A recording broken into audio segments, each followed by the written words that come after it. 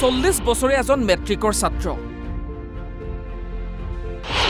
নিজে বিদ্যালয় স্থাপন কৰি মেট্ৰিক দিলে উহাব আলীয়ে ঘৰৰ ওচৰত হাইস্কুল নথকা বাবে এসময়ত আধৰুৱা হৈছিল উহাব আলীৰ শিক্ষা কাৰণ দূৰৈৰ বিদ্যালয়ত পঢ়ুৱাবলৈ সমৰ্থন আছিল উহাবৰ পিতৃ-মাতৃৰ কিন্তু উহাবৰ মেট্ৰিক দিবলৈ আছিল দুৰ্বাৰ হেপাহ উহাব আলীৰ ঘৰ চিপাঝাৰৰ ৩ নম্বৰ ধলপুৰত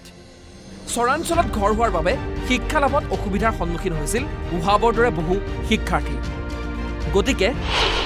উহাব আলীয়ে মন বান্ধিলে এখন বিদ্যালয় স্থাপন কৰাৰ আৰু ভবামতে 5 বছৰ পূৰ্বে উহাব আলীয়ে স্থাপন কৰে ৩ নম্বৰ ধলপুৰ জাতীয় বিদ্যালয় আৰু নিজৰ বিদ্যালয়ৰ পৰা এবাৰ মেট্ৰিক পৰীক্ষা দিছে উহাব আলীয়ে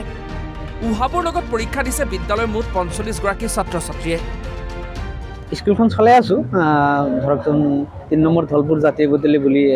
স্কুলখন নামাকৰণ কৰা হৈছে আৰু স্কুলখনৰ আজি সেইখন স্কুলৰ পৰা মোৰ লগত প্ৰায় ৪৫ জন ল'ৰা-ছোৱালী পৰীক্ষাত অৱতীৰ্ণ হৈছে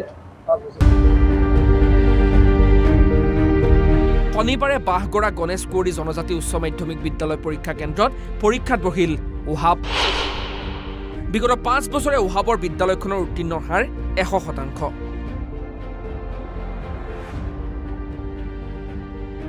উহাব আলীয়ে বিদ্যালয়খন স্থাপন কৰাৰ পিছত চৰাঞ্চলৰ যিসকল শিক্ষাৰ্থীয়ে বিদ্যালয়ৰ অভাৱত পঢ়া শুনা আধাতে এৰি দিব লগা হৈছিল সেইসকলে এতিয়া ঘৰৰ কাষতে অধ্যয়ন কৰিব পাৰিছে নিজে বিদ্যালয় স্থাপন কৰি মেট্ৰিক পৰীক্ষা দিয়া উহাব আলীৰ এই কাহিনী এতিয়া ৰাজ্যজুৰি চৰ্চাৰ বিষয় হৈ পৰিছে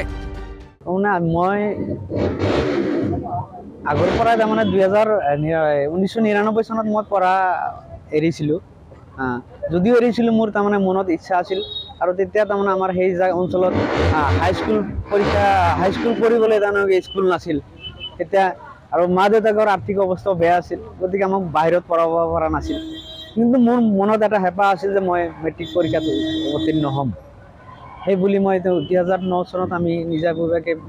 জাতীয় বিদ্যালয়খন খুলিছিলোঁ 2018 চনত আমি তাতে হাইস্কুল খুলিছিলোঁ আৰু হাইস্কুল খোলাৰ পৰাই তাৰমানে মোৰ ইচ্ছা আছিল যে মই তাৰমানে হাইস্কুল পৰীক্ষাত বহিব লাগিব গতিকে মোৰ সেই হিচাপত চেষ্টা চলাই যাব লাগিব সেইমতে মই আপোনাৰ সেই 9ত এডমিশ্যন ল'লোঁ মই নীতি নিয়মৰ ভিতৰত মই 9ত এডমিশ্যন দিলোঁ তাৰ পৰা ৰেজিষ্ট্ৰেশ্যন হ'ল আজি মই পৰীক্ষাত বহিছোঁ পৰীক্ষা দিলোঁ গতিকে পৰীক্ষাখিনি ভালেই হৈছে মোৰ এটা বিশ্বাস অহা পৰীক্ষাখিনিও ভালে হ'ব জানিব পাৰিছোঁ আপুনি এখন স্কুল হয় কি ক'ব স্কুলখন চলাই আছোঁ ধৰকচোন ৩ নম্বৰ ধলপুৰ জাতীয় বিদ্যালয় বুলি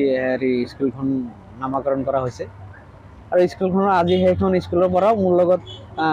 প্ৰায় ৪৫ জন ল'ৰা-ছোৱালী পৰীক্ষাত অৱতীৰ্ণ হৈছে আজিৰ পৰা 5 বছৰৰ আগৰ পৰাই তাৰমানে মেট্ৰিক পৰীক্ষাত অৱতীৰ্ণ চলি আছে এই 5 বছৰত 100% তাৰমানে আমাৰ সেইখন স্কুলৰ পৰা ল'ৰা-ছোৱালী পাছ কৰি আছে আৰু যোৱাবাৰ 93% লৈও তাৰমানে 2জন ছোৱালী সেইখন স্কুলৰ পৰা পঢ়ি আজি বাইহাটা ৰামনাজন ছুপাৰ 40 কৰি আছে মোৰ ঘৰ বৰ্তমান 3 নম্বৰ ধলপুৰ মোৰ নাম উহাব আলী থানা চিপাঝাৰ চিপাঝাৰৰ পৰা দুলাল হাজৰিকাৰ ৰিপৰ্ট অসম লাইভ 24